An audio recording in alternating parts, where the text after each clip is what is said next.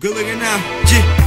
Everybody has to tell you that it made you beautiful. Beautiful. Everybody has to tell you that God made you beautiful. Beautiful. Hi everyone, welcome to The Hype. The Hype is a show that gives voice to young women about issues and topics that may relate to them. The Hype comes from a program here in Philadelphia called SIHLE. SIHLE teaches young African American women between the ages of 14 and 18 about female empowerment, healthy and unhealthy relationships, sex education, and communication with their partner. Hi, my name is Courtney and these are my co-hosts. Hi, I'm Jessica. Hi, I'm Miriam. And today's topic is Great Expectations. Are your standards too high? Ladies, what are some of the unrealistic expectations you guys have come across? I know we've all experienced our girlfriends or even guy friends have their list, and like the things usually at the top of the list are he has to have a house by the time I meet him, he needs to have a car for me and a car for him, and he needs to have 2 degrees, things like that. Just come on now. Right. Do you have 2 degrees? Do you have a car for you and someone else? Right. Come on, they're unrealistic. Another thing that I always hear is how people usually, their unrealistic expectations seem like they want 3 or 4 people within one. So like, an example would be I want someone who's like thug in the streets, but I also want a guy who's really sensitive and this and that. I mean, however these things, a person like that may exist, but to ask for so many different characteristics within one person is kind of unrealistic. Yes, definitely. I've heard a lot of those as well. So what are some of the some of the standards that you guys have for your partner in a relationship? One of the things that I found like as a deal breaker is education. I value education very, very much, and I need someone who is past the high school education. I don't even necessarily care if like I love you and you're at ITC Tech and you're not at Harvard. You're doing something educational. You're going past high school, and so something like that is what I value, and I value as a deal breaker if you're not pursuing an education. Right, I definitely agree with Jessica in the education. Also, work ethic. I definitely value that. If you know the meaning of working, then that is really important for me. Education and work will be my top expectations in a partner. You have to be able to, it could be unrealistic for me, but provide for me and a family potentially. If not, just be able to meet me halfway, you know? You have to know how to work. You can't come in just workless. Right. That's a word. Yeah, definitely the education and work ethic, and another one for me is honesty and respect. In a relationship, I don't expect you to come in and already lying. You don't owe me anything, I don't owe you anything. We're coming in as 2 individuals, and we're sharing this beautiful relationship. So all I ask is just honesty and that you respect me as well. Let's hear what some of the people in the office have to say. Okay, so we're here with Sarah. We want to ask you, what are some unrealistic expectations that some people have with their partners? I think people often have many unrealistic expectations, and I think the primary one is that someone's partner can't change or can't grow as a person. Okay, good answer. So what are some expectations you have in a partner? I think the biggest thing, I expect my partner to be compromising and to share and to spend time with my family and to have a sense of humor. Okay, so we're here with Hamza. So Hamza, what are some unrealistic expectations that people have for their partner? Some of the expectations, unrealistic. Just the control aspect, people, just different, like in a relationship when somebody expects that they're going to have control over the other person, telling them what to do, where to go, how to dress, things like that. Some people are more controlling than others, but that's one expectation. Okay, so what are some expectations that you have in a partner? Respect, of course. Just understanding, being able to get your point across, because if you can't get your point across, then it's a point of the relationship. Right. Just equality, just being able to have an equal conversation, equal amount of respect in the relationship. That means a lot. Okay, so we're here with Robert. Can you tell us what are some unrealistic expectations that some people have in relationships with their partner?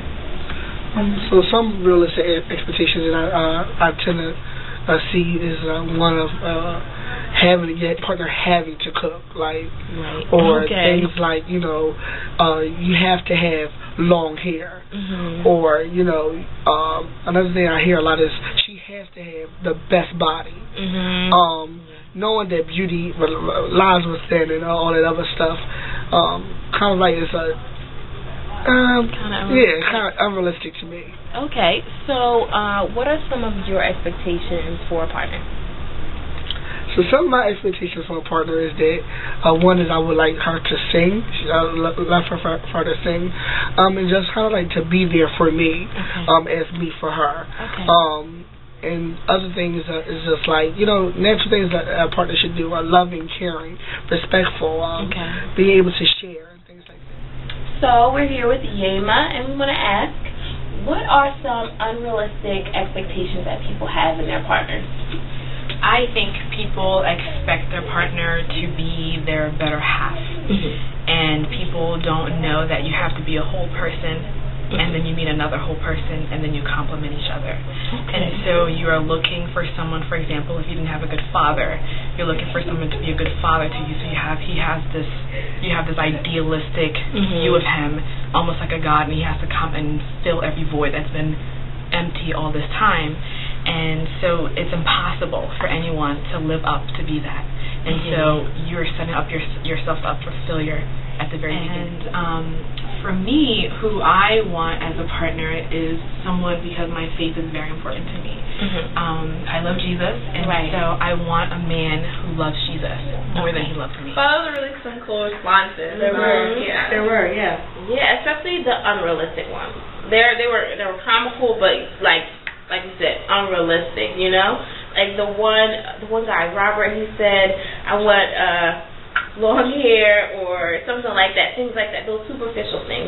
Of course they're unrealistic, because he said beauty comes from within. You know, everybody knows that. And then another thing Yema said, she said, looking for your other half in someone. That was very insightful, because she said also that you're a whole person. Why are you expecting another half? It seems kind of selfish, you know, like looking for more than yourself. You're a whole person, so you should expect to meet a whole person, you know. Just expecting somebody to fill all your needs or voids in your life is really selfish to think about, and it's very unrealistic. Yeah, and I like the realistic ones too, like Yema when she was saying how, I like the fact that she realized that she doesn't want someone to be perfect, so she's working on her face, and she doesn't want you to have a perfect face, she wants you to work on it too. So that's realistic, that you realize that some people just need to work on things. And you know how Robert was saying he wants someone to care about him. That's realistic. That's not even something that you should always want someone to care for you. So these realistic things are like stuff that's really good. Another one that the other gentleman brought up was respect. It's a huge one. A lot of females, a lot of people in general, not just females, need to take into consideration, as well as what Sarah mentioned about loving the family. I know we've done shows about partners and that balance between partners and family, so that's something to consider too. Are they going to mesh well with your family? So now what we're going to get into are the 10 tips to consider with expectations in a relationship. These come from Dr. Jessica Higgins, PhD, LPC, from her website, www.drjessicahiggins.com. Starting with number 10. Expectations are often unconscious. Take the time to consider where your expectations are coming from and how you acquired them. It's easy for us to take on expectations about our partners or even a relationship from TV, movies, friends, family. If you don't take the time out to consider where your expectations are coming from, it's easier actually to take on other people's expectations that actually may not be relevant to you or appropriate for yourself. So make sure you know where they're coming from and if these are really what your expectations are for your partner. Number 9. Expectations can be detrimental to your relationships. Now, we're not saying that you shouldn't hold some type of standard expectations for somebody else, because that's a healthy thing to have. However, sometimes when we have unrealistic expectations, it becomes a power struggle between you and your partner, because then you're in the dilemma of trying to change the person, and what you shouldn't ever try to do is change somebody who they are, because you will never change someone should change for themselves. So sometimes expectations can be detrimental. Number 8 is knowing the difference between expectations, needs, and desires. Now, expectations are those hopes and beliefs that you have for the future that may or may not be realistic. Needs are those necessities, things that are essential to a healthy relationship and living healthy with another person. These are things like fidelity, kindness, caringness, things like that. And desires. This is like a preference. Things that aren't really necessary, but it's what you would like. Number 7, taking ownership of your needs and desires. We know that what we need and what we want the best than anybody else. And if you are ultimately held responsible for that, if you rely on somebody else to meet your needs, it takes away your dependence, it makes you feel powerless and misunderstood. Taking ownership of your needs also can inspire a spiritual practice as well. So once you own and harness these things, it will be easier for you to communicate with your partner. Expressing your needs, desires, and expectations. Sometimes we don't want to express our needs, desires, and expectations to our partner because we feel that they may be rejected or that they are something that's too much for them to handle. But how is someone supposed to meet your expectations, needs, and desires if you never talk about it? So having an open communication and being able to express yourself in an assertive manner is a better way to have realistic expectations met. And number 5, giving people the benefit of the doubt. You know, people in relationships do the best that they can. So you can't put those expectations so high. You gotta say, give or take, you know? Like, allowing yourself to trust that people are doing the best that they can, that your partner is doing the best that they can. Now, this can be very hard when there's baggage on either side. Either partner has baggage. It's hard to give someone the benefit of the doubt when you have experienced hurt or pain or betrayal or infidelity before. But letting go of those things, like Jessica said before in the last one, having an open communication and an open mind in the relationship allows you to give people the benefit of the doubt when it comes to expectations. Number 4, seeking support if needed. Now, when it comes to giving people the benefit of the doubt, it can be a tricky territory, especially when you're expressing yourself. If you didn't grow up in this type of environment or you never did this with a partner, don't be afraid to seek support, whether it's in self-help books, counseling, reading articles, talking to friends in a healthy environment in a positive light about this, about your expressing yourself. It's never too late to learn new skills and start practicing them.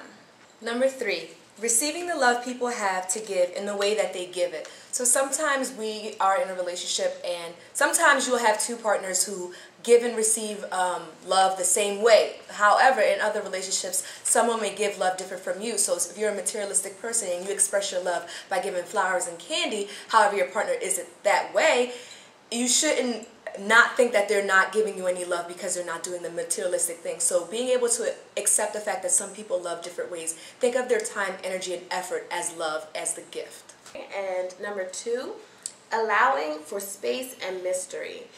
Getting rid of some of those unrealistic expectations, just lowering those expectations completely, and allowing yourself to be more in the moment, in the now, and appreciating a surprise from now and then.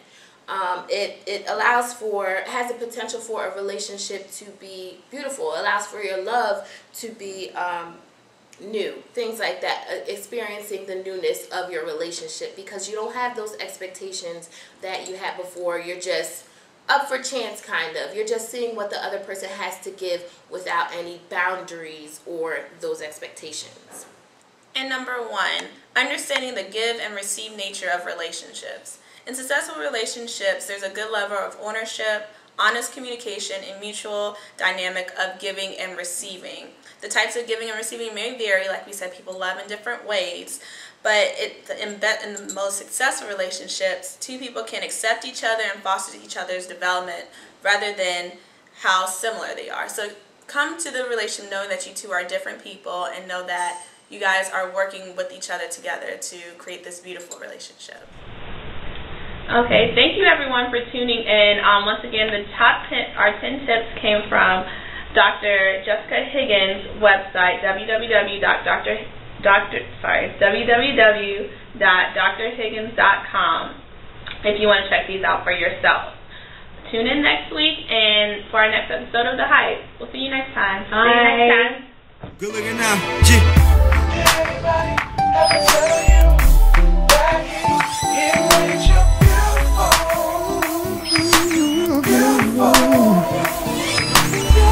so beautiful. God made you beautiful,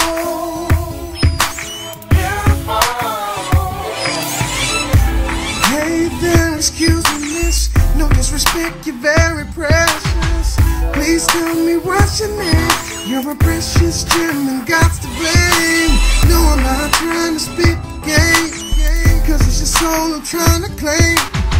You probably never heard of this. A love affair without a kiss. Oh,